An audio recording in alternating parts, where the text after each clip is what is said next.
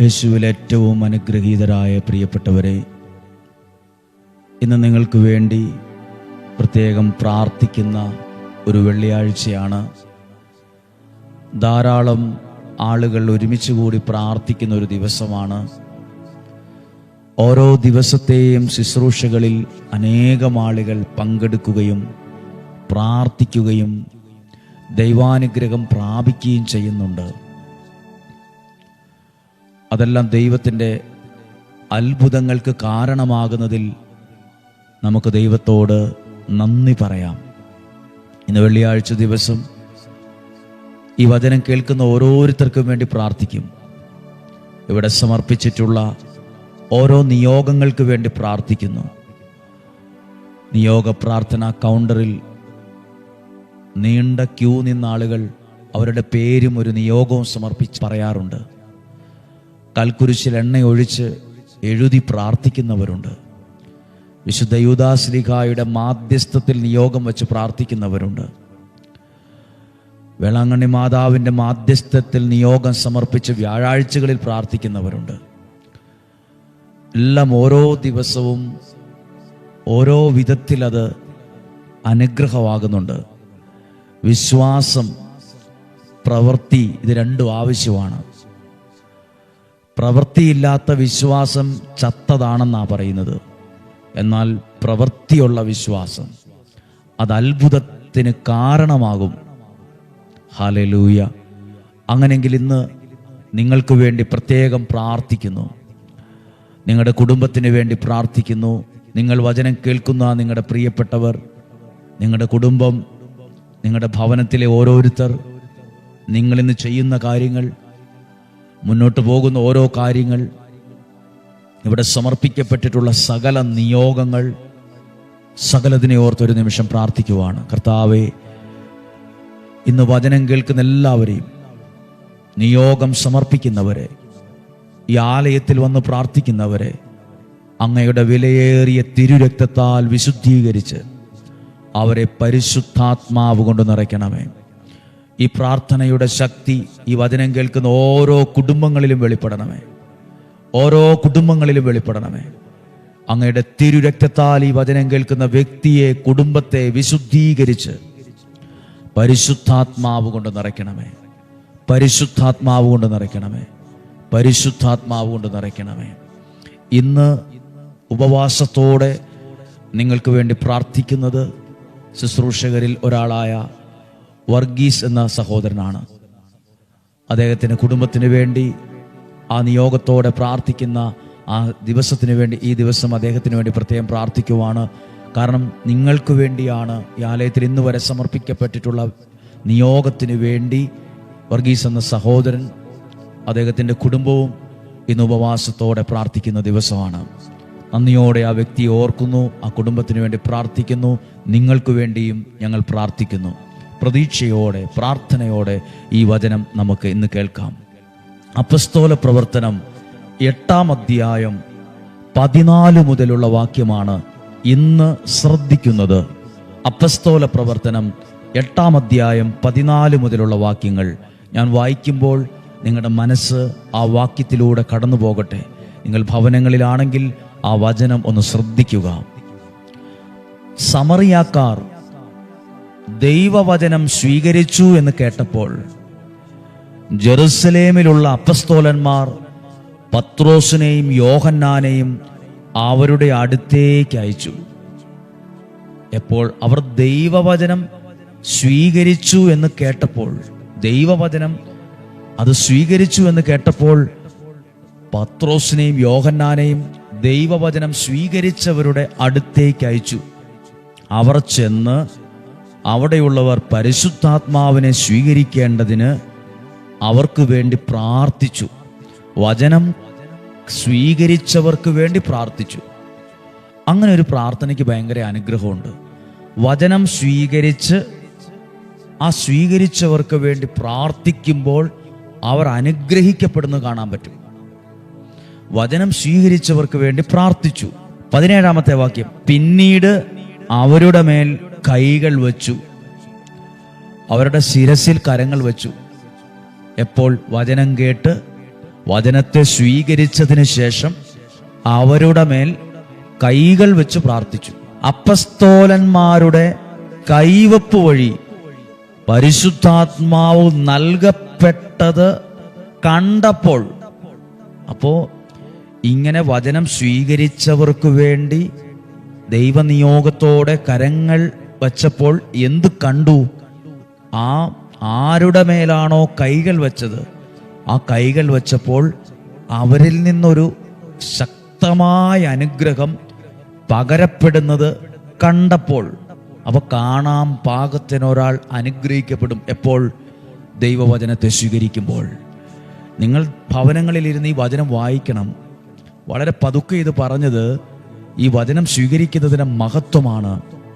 വചനം സ്വീകരിക്കുമ്പോൾ ആ വ്യക്തി മറ്റൊരാൾ കാണാൻ ഇടയാകത്തക്ക വിധം ആ വ്യക്തി, ആ കുടുംബം, അവരുടെ ആരോഗ്യം ഇന്നു മുതൽ അനുഗ്രഹിക്കപ്പെടാൻ തുടങ്ങും. എഴുതിയിട്ടുള്ള വാക്കാണ്, അനുഗ്രഹം സ്വീകരിച്ചത് കണ്ടപ്പോൾ ഉടനെ ഒരാൾ പ്രത്യക്ഷപ്പെട്ടു. ശിമയോൻ കുറച്ച് പൈസയായിട്ട് വരുവാണ്. ശിമയോൻ അവർക്ക് പണം നൽകിക്കൊണ്ട് പറഞ്ഞു, ഞാനും ആരുടെ മേൽ കൈകൾ വച്ചാലും പരിശുദ്ധാത്മാവിനെ ലഭിക്കത്തക്ക വിധം അവർക്ക് എനിക്കും ഈ ശക്തി തരണം. അപ്പൊ ശിമയോൻ എന്തു കണ്ടു? വചനം സ്വീകരിച്ചവർ അനുഗ്രഹിക്കപ്പെടുന്നത് കണ്ടു. ഈ ആലയത്തിൽ ഞാനും കണ്ട ഒരു കാര്യമാണ്, വചനം സ്വീകരിച്ചവർ, അതിലൂടെ ഒരു നിയോഗത്തിൽ പ്രാർത്ഥിച്ചവർ വിവിധ രാജ്യങ്ങളിൽ, ദേശങ്ങളിൽ അനുഗ്രഹിക്കപ്പെടുന്നത് കാണാൻ തുടങ്ങിയിട്ടുണ്ട്. അതാണ് ഈ ആലയത്തിൻ്റെ പ്രത്യേകത. ഈ ആലയത്തിൽ മറ്റു വ്യക്തികൾക്കല്ല പ്രാധാന്യം. ഇവിടെയുള്ള ആരും വലിയവരല്ല, സാധാരണക്കാരും നിസ്സാരരുമാണ്. പക്ഷെ ദൈവത്തിൻ്റെ വചനം നിയോഗത്തിൽ പറയുമ്പോൾ അത് വിശ്വാസത്തോടെ സ്വീകരിക്കുന്നു. സ്വീകരിച്ചതിന് ശേഷം, ശുശ്രൂഷകൾക്ക് ശേഷം പ്രിയപ്പെട്ട വൈദികർ അവരുടെ ശിരസിൽ കരങ്ങൾ വെച്ച് പ്രാർത്ഥിക്കും. ആ പ്രാർത്ഥനയിലൂടെ അനുഗ്രഹം പകരപ്പെടുന്നത് കാണാൻ പറ്റും. ആരുടെ ശിരസിലാ കരങ്ങൾ വെച്ചത്? റോട്ടിലൂടെ പോകുന്ന ഒരാളുടെ അല്ല. എതിലേലൊക്കെ പോകുന്ന ഒരാൾ നിർബന്ധിച്ച് വലിച്ചു കൊണ്ടുവന്ന് തലയ്ക്ക് വെച്ച് പ്രാർത്ഥിക്കാമെന്ന് പറഞ്ഞാൽ ഗുണമുണ്ടെന്നല്ല. ദൈവവചനം ആരാണോ സമയം മാറ്റിവെച്ചത്, ദിവസം മാറ്റിവെച്ച്, ആരോഗ്യം മാറ്റിവെച്ച് അതിനുവേണ്ടി സമർപ്പണം നടത്തിയ വചനം ആരാണോ സ്വീകരിച്ചത്, അവരുടെ മേൽ കൈകൾ വെച്ച് അവർക്ക് വേണ്ടി പ്രാർത്ഥിച്ചപ്പോഴാ ശിമയോൻ കണ്ടത് ദൈവാനുഗ്രഹം പകരപ്പെടുന്നത്, അവർ അനുഗ്രഹിക്കപ്പെടുന്നത് കണ്ടത്. ഇപ്പോൾ നിങ്ങൾക്കിവിടെ വരാൻ സാധിച്ചില്ലായിരിക്കാം, നിങ്ങൾ ഭവനങ്ങളിലായിരിക്കാം. നിങ്ങൾ അവിടെ ഇരുന്നുകൊണ്ട് ഇന്നത്തെ പ്രാർത്ഥനയിൽ പ്രാർത്ഥിക്കുക, കർത്താവേ, ഈ വചനത്തെ സ്വീകരിക്കുമ്പോൾ ഇന്നത്തെ ആശീർവാദം എനിക്ക് കിട്ടണമേ. ഇങ്ങനെ ഈ വചനം പറഞ്ഞ് പ്രാർത്ഥിക്കുമ്പോൾ ഒരു കാര്യമുണ്ട്. ഡെയിലി ബ്ലെസ്സിങ്ങിൽ വചനം കേൾക്കുന്ന ഒരു കുടുംബവും തകർന്നുവെന്ന് കേൾക്കാൻ ഇടയാകരുത്. ഡെയിലി ബ്ലെസ്സിങ്ങിലൂടെ വചനം കേൾക്കുന്ന ഒരു കുഞ്ഞും നഷ്ടപ്പെട്ടു എന്ന് കേൾക്കാൻ ഇടയാകരുത്. ഡെയിലി ബ്ലെസ്സിങ് വചനം കേൾക്കുന്ന ഒരാളും ജീവിതത്തിൽ പുറകോട്ട് പോയി മറിഞ്ഞു വീണെന്ന് കേൾക്കാൻ ഇടയാകരുത്. പിന്നെ എന്തു കേൾക്കാൻ ഇടയാകണം? നിങ്ങൾ അനുഗ്രഹിക്കപ്പെട്ടു എന്ന് കേൾക്കാൻ, നിങ്ങൾ രക്ഷപ്പെട്ടു എന്ന് കേൾക്കാൻ, നിങ്ങൾ ദൈവത്തെ അറിഞ്ഞു എന്ന് കേൾക്കാൻ, നിങ്ങൾ ജീവിതത്തിൽ ദൈവത്തിൻ്റെ കരം പിടിച്ചു വിജയിച്ചു എന്നത് കാണാൻ, കേൾക്കാൻ ഞങ്ങൾ ആഗ്രഹിക്കുന്നുണ്ട്. അതാണ് സാക്ഷ്യം. ഒരു കുഞ്ഞുപോലും, ഈ വചനം കേൾക്കുന്ന ഒരു കുഞ്ഞുപോലും, ഒരു വീട്ടിലെ ഒരു കുഞ്ഞുപോലും നശിച്ചു പോകരുത്. മദ്യത്തിലോ മയക്കുമരുന്നിലോ തെറ്റായ ബന്ധത്തിലോ പോയി തകർന്നു എന്ന് കേൾക്കാൻ ഇടയാകരുത്.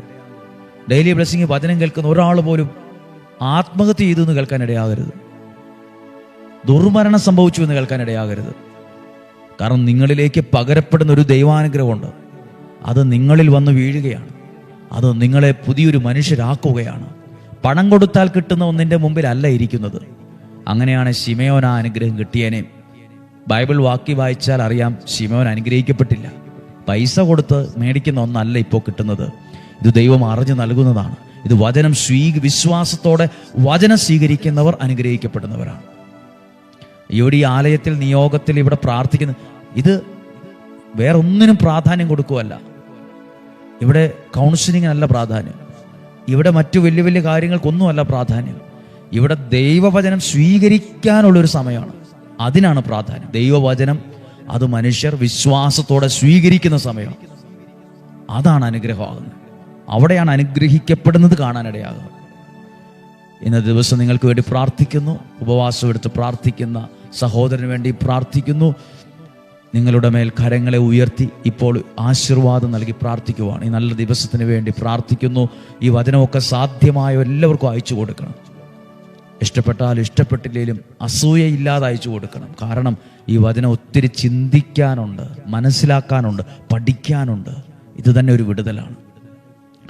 നമ്മുടെ കർത്താവ് ഈശോ മിശിഹായുടെ കൃപയും പിതാവായ ദൈവത്തിൻ്റെ സ്നേഹവും പരിശുദ്ധാത്മാവിൻ്റെ സഹവാസവും നിങ്ങളോടുകൂടെ ഉണ്ടായിരിക്കട്ടെ. ഇന്ന് നിങ്ങളുടെ കുടുംബത്തെ ദൈവം അനുഗ്രഹിക്കട്ടെ.